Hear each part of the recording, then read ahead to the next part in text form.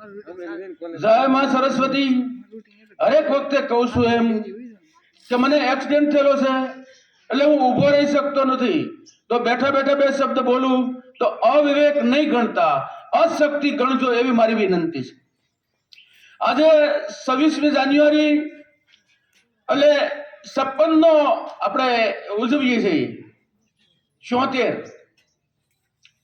અને હરેક વખતે એ વિશે તો આપણે વાત કરતા જ હોઈએ છીએ, પણ આજે જે તમામ એ નિમિત્ત અહીંયા ઉપસ્થિત ગામમાંથી પધારેલા મનસુખભાઈ, હર્ષદભાઈ, ભૂપતભાઈ, જીતુભાઈ, ગામના તમામ ભાઈઓ બહેનો, શિક્ષક બહેનો અને મારા વાલા વાલા ભૂલકાઓ, આજે વાત કરી કે બેનને એવોર્ડ આપે છે, દેવોયા મુકામે ગયા છે, તો અને હું અભિનંદન આપું છું. અને એક બેન આજ અહીંયા જે સુનિલ સાહેબની બદલી થઈ અને એને બદલામાં આવ્યા, એ બેનને હું આવકારું છું, હૃદયથી આવકારું છું કે અમારા વિદ્યાર્થીઓને તમે સારું એવું શિક્ષણ આપ્યું. અને આજે મારે એક એટલું જ કહેવું છે કે આ બાળકોને તમે રંગમંચ છૂટું આપો. તમે જે આ લાઉડ સ્પીકરની માઇલ પર બોલતા શીખવાડો, એની સાથે નહીં, સાથે એ એકલા નહીં બોલી કે પછી રંગમંચ એનો જે છે એ અહીંયા જે કાંઈ અભિનય કરવો છે એ એને છૂટો અભિનય કરવા દો. કારણ કે એ આ ગીતની હારે એની હારે જે અભિનય કરશે એ પોતાનો અભિનય હોય નહીં હોય, એ એટલા માટે કે એને છૂટથી રંગમંચ આપો તો એનો વિકાસ થાય, વધુ પડતો વિકાસ થાય. આપણે કોઈ પણ ગીતને હારે ગીત ગાતા હોઈએ તો એ એકલા ગાઈ નથી શકતા. માટે મારી આવી વિનંતી છે. બાકી તમે આ બધા જે કરો છો એ બહુ સારું છે અને બહુ સારા કાર્યક્રમ કર્યા છે.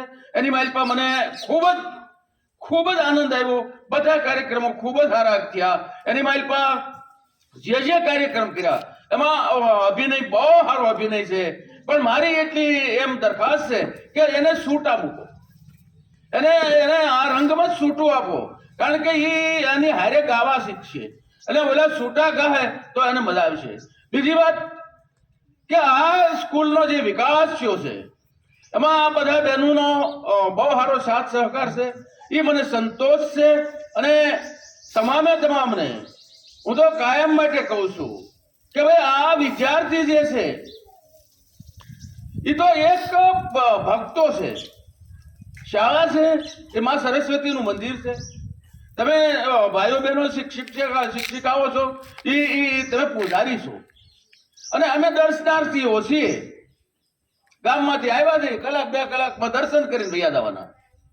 પણ મારી અપેક્ષા એવી હોય, કોઈ પણ દેવ દર્શને જાય, કોઈ પણ મંદિરે જાય તો એની અપેક્ષા કંઈક હોય. તો અમારી એવી અપેક્ષા છે કે આ જે ગોરી પાટી જે વિદ્યાર્થીઓ છે એની માલપા તમે એવું જ્ઞાન ભરો, એને એટલું બધું જ્ઞાન ભરો, કારણ કે આની માલપા શક્તિ તો છુપાયેલી છે, એને જાગૃત કરવાની જરૂર છે.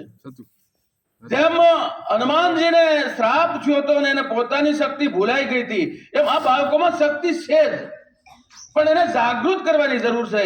જ્યારે હનુમાનજીને લંકા જવું હતું ત્યારે નલ, નીલ અને જાંબુવાન બધાએ જ્યારે એની શક્તિને જાગૃત કરી કે ભાઈ તારામાં, હનુમાનજીને કીધું તમારામાં એટલી બધી શક્તિ છે તો તમે એક લંકા જાઓ. એવી રીતે આ બધા વિદ્યાર્થીઓની માઇલમાં શક્તિ તો છે જ, એને જાગૃત કરવાની જરૂર છે. તો કોઈ નલ થઈ જજો, કોઈ નીલ થઈ જજો એવી મારી નર્મ અપીલ છે. જય મા સરસ્વતી.